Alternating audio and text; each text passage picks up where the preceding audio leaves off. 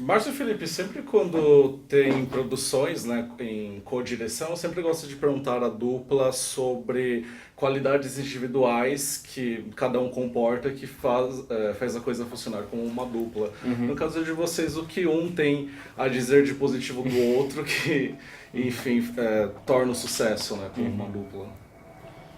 Eu acho que a gente é bem fã um do trabalho do outro, né? A gente gosta muito do que o outro faz individualmente. Eu acho que esse é um dos motivos pelo qual também a gente quis trabalhar juntos, né? É. Eu acho que a gente, assim, a gente tem, na verdade, um histórico semelhante. A gente tem um trabalho como ator anterior ao cinema. O Márcio segue atuando, inclusive. E isso eu acho que desperta um certo interesse em comum pra gente, né? Dos nossos trabalhos. Então, além disso, a gente compartilha, eu acho que um repertório muito semelhante e gosta de fazer processos bem horizontalizados junto entre nós dois e com o resto da equipe. Então, acho que isso possibilita que tenha muito diálogo durante o processo cinematográfico, né? Tenta tornar ele um pouco mais próximo do processo teatral do que o processo cinematográfico, talvez, clássico, que é muito mais engessado e hierárquico, né? E o que vocês avaliam em relação a progressos entre o Beira-Mar e o Tinta Bruta? O que vocês adquiriram, né, como experiência no primeiro longa e utilizaram nessa transição para o segundo? Eu acho que o nosso trabalho, assim, o trabalho no geral, acho que do artista no cinema é um trabalho vivo, né? A gente fica experimentando a cada filme e vendo determinadas situações, opções estéticas que nos interessam. E eu acho que o Beira-Mar ele tinha um olhar muito íntimo e interno sobre o fim da adolescência, sobre um drama de maturação, assim. E eu acho que Tinta Bruta já passa um pouco dessa época, né? A gente quis abordar uma outra perspectiva, falar um pouco mais também do indivíduo em relação à sociedade que ele está incluído de maneira mais direta, talvez mais violenta também, né? Eu acho que são também trabalhos que eles se propõem a coisas muito diferentes, né? Isso pra gente é muito interessante.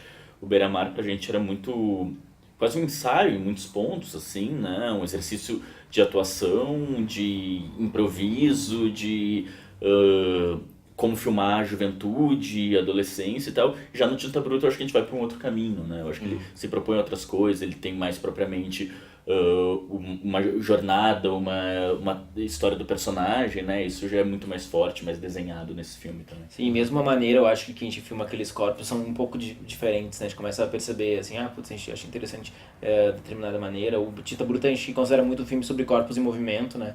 Sejam eles performando, sejam no sexo, sejam nas cenas de violência, caminhando pela cidade também. Então isso era uma coisa que nos interessava muito. Eu acho que seguiu nos interessando, né? Provavelmente o próximo filme vai ter uma consequência disso também. É uma coisa que eu acho muito curioso, e isso principalmente no Tinta Bruta, é como vocês fazem esse registro de uma juventude, mas uma juventude que parece, digamos, um tanto deslocada ou distante de, digamos, personagens adultos, né, de pais, de avós, e criando inclusive uma sensação de solidão, né, para esse protagonista. Eu queria que vocês comentassem esse aspecto que eu acho muito curioso no Tinta Bruta. Bom, eu acho que o Tinta Bruta, ele surgiu muito de um interesse nosso de falar do personagem com relação com a cidade. Que no caso é Porto Alegre, que é a cidade que a gente vive, cresceu, né, e mora hoje. E por cidade, daí se expande pra sociedade, né? Eu acho que é quase uma... E então esse personagem ele é apartado da sociedade, né? Do convívio, ele vai ficando recluso. Então eu acho que essa solidão, realmente, esse distanciamento, é um reflexo do que a própria sociedade faz com que ele se comporte assim. E eu quero que vocês comentem também sobre a escolha do protagonista, que é o Chico Menegatti, é isso? E como foi o encontro dele para viver o Pedro e como foi a preparação, porque é um protagonista muito isolado, né? E tem esse flash com até mesmo essa linguagem um tanto virtual nos momentos da performance. Como que foi a preparação? Eu acho que é legal, de repente, a gente pegar dos dois personagens centrais ali, né? O Pedro e o Léo também. E começando pelo Léo, o Bruno Fernandes, ele é ator de teatro de Porto Alegre, de um grupo super especial lá chamado Pretagô. E um dia a gente viu uma peça desse grupo, que o Bruno atuava, e a gente ficou muito tocado pela performance dele. E a gente sabia que um dia a gente queria trabalhar com ele. E aí quando a gente tava escrevendo o roteiro do Tinta Bruta, a gente pensou nesse personagem do Léo, e daí a gente imediatamente pensou no Bruno, achava que ele tinha essa característica que a gente queria pro personagem, que é uma pessoa que ele chega no lugar e ele toma conta, ele tem uma energia muito forte, ele é muito solar, assim, uma pessoa muito pra cima, e isso pra gente era importante. Então ele foi a nossa primeira e única opção pra esse personagem. Ele nunca tinha feito cinema, essa foi a primeira experiência dele, mas ele tem um trabalho já bastante intenso com teatro. E já para o personagem do Pedro, foi um pouco mais difícil de encontrar esse ator. A gente procurou por um tempo algum ator de Porto Alegre que tivesse uma aparência que a gente buscava para o Pedro, que a gente queria que fosse uma pessoa que aparentasse uma fragilidade, mas que a gente sentisse no olho dessa pessoa uma intensidade lá dentro, uma pulsação, e acreditasse que numa determinada situação ela poderia vir a cometer um ato de violência. E um dia a gente estava numa festa e a gente viu o Chico discotecando nessa festa. E ele nos chamou muita atenção, ele magro, tatuado, cabelo comprido e... Essa aparência quase andrógena, assim, né, que dialoga com uma certa androginia. E daí a gente marcou um café com ele, mandamos o roteiro para ele dar uma lida, e ele ficou super empolgado em fazer, ele estava muito interessado no que a gente queria falar com o filme, ele já tinha visto o Beira-Mar, então ele já conhecia o nosso trabalho. Só que ele falou, só que tem uma coisa, eu nunca atuei na minha vida antes. Então daí, com o Chico e com o Bruno, a gente combinou de fazer um processo de 7 meses de ensaio, antes das gravações. Claro que não um ensaio diário, né, de 7 meses, mas que foi se construindo pouco a pouco. Começou com encontros semanais ou 2 vezes por semana, em que no início era quase, a gente brinca, quase uma terapia em grupo, assim, que a gente compartilhava coisas muito íntimas, muito pessoais a respeito das nossas vidas, que se relacionavam com aqueles personagens, com aquelas histórias, com aquilo que a gente queria retratar no filme, para depois ir passando para exercícios teatrais e algumas noções de câmera, e depois ir passando para os textos. Aí daí um momento que a gente se sentisse confortável entre nós 4, aí sim começar a agregar os outros atores, né? E eu acho que teve um processo também muito interessante de desmistificar o próprio corpo, né? E o corpo do parceiro de cena também. Então a gente teve um processo realmente muito interessante deles se aproximando e para eles estarem à vontade realmente para todo esse momento das performances, sejam das cenas de sexo mesmo, e depois até para cenas de violência também, porque tudo no final é tudo partitura, né? E conta sobre o aspecto visual e também musical do filme. Me chamou muita atenção, principalmente esses momentos de performance, né, em que você tem esse neon explodindo na tela, mas também essa seleção musical muito bem encaixada, né, principalmente na cena final, que eu acho maravilhosa. Posso falar da música?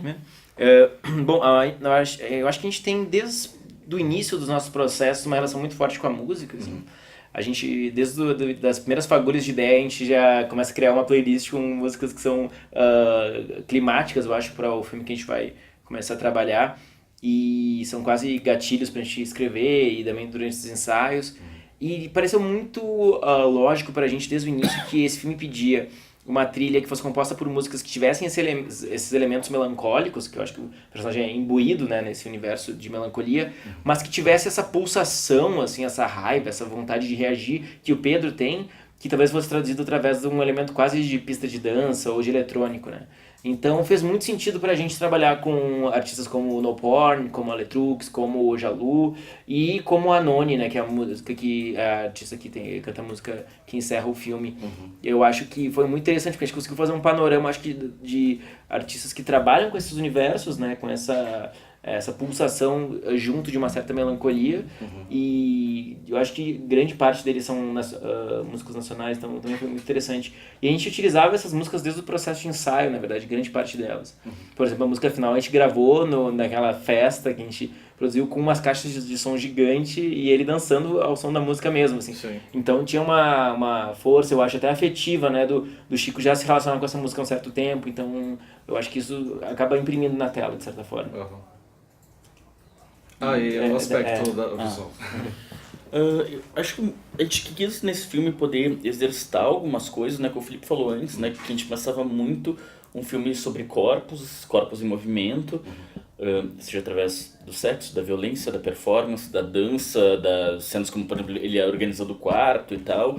Então a gente queria trazer essa câmera que ela é um pouco mais fluida em alguns momentos, daí num contraste com esse mundo virtual que vem a webcam, aquela câmera estática e o ruído, tudo aquilo, né? A diferença de luminância, isso pra gente era algo muito fascinante, né? E como a cidade ela entrava na vida desses personagens, né? Seja quando eles estão na cidade ou mesmo no apartamento. Foi acho que um trabalho super interessante da Manuela Falcão, nossa diretora de arte, de olhar para aquela cidade ao redor daquele apartamento e trazer aquelas cores para dentro dele, construir esse apartamento, criar para ele uma história e toda uma paleta de cores. E daí também junto com o Glauco Firpo, né, criar essa questão das luzes e ser um filme mais escuro, mais soturno em muitos momentos, mas que ao mesmo tempo vem esse brilho da tinta, que é quase como uma lava, né? Foi um conceito legal que o Glauco trouxe, que a gente pensava muito durante o filme. Que o Pedro quase como um personagem vulcânico, assim. Então, quando ele acessa o Garoto Neon, vem essa lava que explode nele, que vem com essas cores laranjas, né? Super saturadas comparado àquele universo escuro que ele vive. E que vai também, eu acho, a tinta, né? Deve se relacionar muito com essa existência queer dele, né? Que vai destacar ele, algo performático, e ao mesmo tempo vai destacar ele obrigatoriamente dessa cidade, dessa sociedade cinza heteronormativa, né? Imediatamente ele salta aos olhos, e que daí ele, no dia a dia, quando ele tá ali na rua, ele, por necessidade, né, por uma sobrevivência, por um pós-trauma, ele acaba tentando neutralizar isso, mas daí com roupas que já nem servem mais nele, né? Como se ele tivesse... Acho que crescido ele é maior do que essas roupas. Agora essas roupas não representam mais ele.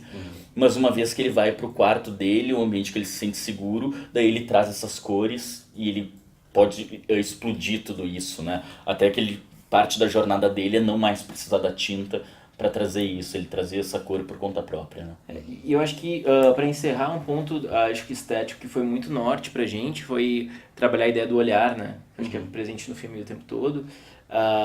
Primeiro que, uma vez que a gente tem esse interesse em valorizar o trabalho do ator em cena, o olhar parece o elemento central do trabalho do ator no cinema. E esse personagem especial ele tem uma relação com o olhar que é muito interessante, porque ele se sente muito violentado por esses olhares, né? Sejam os olhares das pessoas na rua que ele atravessa, sejam as pessoas nas janelas, que são quase os avatares de internet anônimos ali, tu não vê, eles estão protegidos, mas tem um olhar de julgamento, sabe, de interferência ou não no passeio dele, na condição dele na rua. E mesmo a internet, né, que ele vai se performar na frente de um olho que é o webcam. Então a gente quis muito trabalhar essa ideia do olhar através de uma maneira icônica, né, através da webcam ou das silhuetas, ou através mesmo do tempo da montagem, como a gente vai estar, de repente, mais tempo no rosto de um ator, recebendo informação e a gente vendo só através do olhar dele, sabe, ele gerindo essas informações do que necessariamente quem está contando a história. E para finalizar, o Tinta Bruta chega ao circuito comercial agora, mas com uma trajetória aí por festivais mundiais. Acredito que começou tudo em Berlim. Né? E, o que vocês têm percebido em relação às discussões, principalmente da plateia estrangeira, né, que tem sido curiosa para vocês?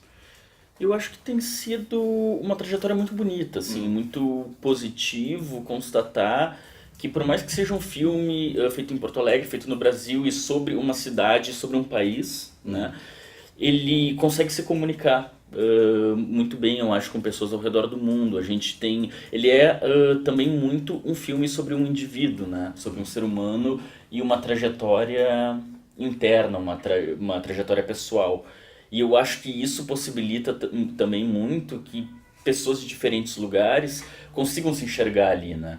Naqueles dramas, naquelas vidas, naqueles anseios, consigam se reconhecer ali, né? E independente de quem for, em alguns pontos criar essas conexões com o Pedro, né? Perfeito, Carlos. Muito obrigado pela entrevista. Obrigado.